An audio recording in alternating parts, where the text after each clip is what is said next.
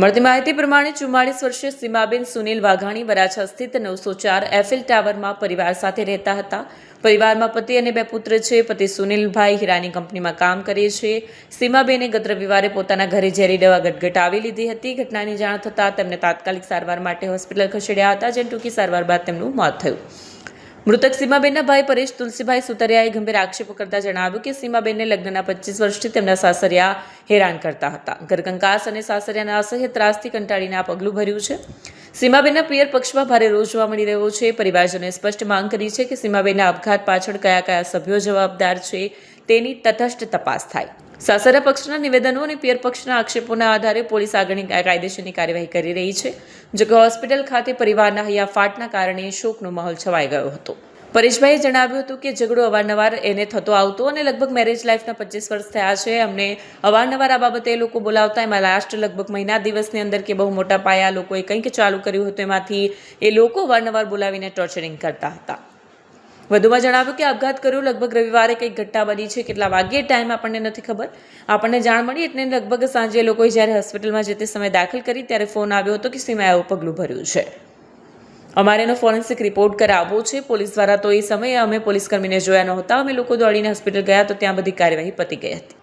ઘટનામાં એવું બેને કંઈક ઝેરી દવા પીધી એવો ઉપરથી મેસેજ હતો એના સસુરાલમાંથી। કયા કારણોસર દવા પીધી?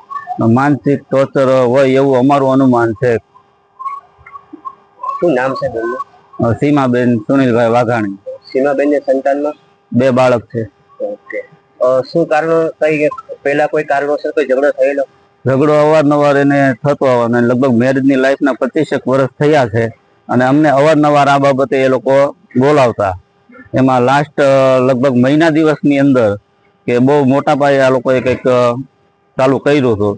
એમાંથી એમને એ લોકો અવારનવાર બોલાવીને ટોર્ચરિંગ કરતા, એટલે અમે લોકો એવું ડિસાઈડ કર્યું કે બેન આપણને ફોન કરે તો આપણે એનો ફોન રિસીવ કરવાનો। જમાઈ કે એના પપ્પા, એના મમ્મી અથવા એની નણંદ અથવા એક અધર વ્યક્તિ એ લોકોએ રાખેલો છે, કમલેશ નામ છે એનું, અને યોગી ચશ્માની દુકાન ચલાવે છે।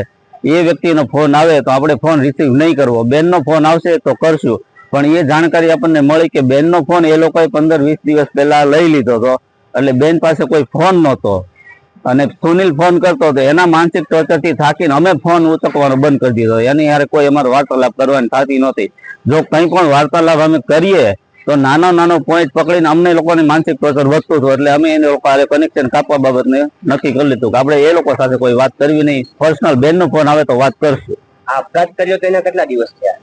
આપઘાત કર્યો લગભગ રવિવારે કંઈક ઘટના બની છે।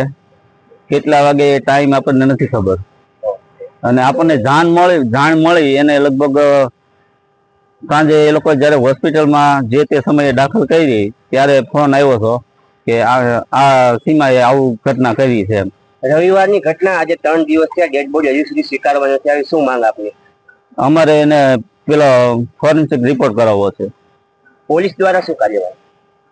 પોલીસ દ્વારા તો એ સમયે અમે પોલીસને જોયા નહોતા, ત્યાં હોસ્પિટલ એ ભાડ્યા નથી પોલીસને। સવારે જ્યારે રિલીઝ આ લોકોએ કર્યું 8 વાગે કે ભાઈ આના હવે કઈ ધબકારા પૂરા થઈ ગયા છે, એટલે અમે લોકો દોડીને હોસ્પિટલ ગયા। ત્યાં તો બધું કાર્યવાહી બધી પતી ગઈ હતી। કયા પોલીસ સ્ટેશનમાં ફરિયાદ આપવામાં આવે? હવે વરાછા સુરક્ષા ભવન પોલીસ ચોકીમાં અમે ફરિયાદ લખાવી છે। સારું, સુતરિયા ઈશાબેન। બેન, આજે ઘટના ઘટી તેના વિશે શું કહેશો?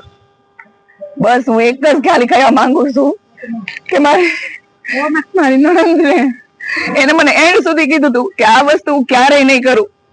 એ આધ્યાત્મિક લેવલની હતી, એ વસ્તુ કરે એમ જ નહોતી। આ એને કોઈ જબરજસ્તીથી એને કરાવ્યું હોય, બસ એને કરાવ્યું હોય કે એને કર્યું છે જબરજસ્તી, આ વસ્તુ કરી એમ જ નહોતી મારી। કોના પર આક્ષેપ છે આપને? કોના દ્વારા કરવામાં આવ્યું તેના આક્ષેપ? એના ઘરના બધા સભ્યો એકો એક ટોર્ચર કરે, મીટિંગ ને બોલાવીને અમને બધાના નામ દે। મેન ઓલો કમલેશ બહારનો વ્યક્તિ છે, એને ઘરની અંદર હું બોલવાની જરૂર હોય? બેન, કેટલા સમયથી ટોર્ચર કરવામાં આવતું? છેલ્લા મહિનાથી, 1 મહિનાથી સતત ટોર્ચર એની ઉપર કરતા હતા। સતત અમને બોલાવે, અમને એક પણ શબ્દ ન બોલવા દે, અને એ છોકરી પર બધા આક્ષેપો નાખે, આવી છે તેવી। ખુદ કમલેશ એમ કીધું તમારે જવું છે, ઈ કે હું મારી હારે કહું તો મારી હારે બી આ શરૂ થઈ જાય। આવા શબ્દો મારા ઘરે આવીને ખુદ માણસ કહી ગયો। ચૂપચાપ સાંભળ્યું, એનો ઘરવાળો સુનિલ ઉભો હતો, એને ચૂપચાપ સાંભળ્યું। મને એમ થયું ધિકાર થાય એના ઘરવાળાને કે આ વસ્તુ એ સાંભળે છે, આવું ખોટા આક્ષેપો નાખ્યા એ છોકરી માથે મારથી ઈ સહન નથી થતું. મૃતક બેન મારી બેનું ન્યાય જોઈએ, બીજું મારે કાંઈ ન જોઈએ. મૃતક બેન નું શું નામ છે? એનું સીમાબેન છે.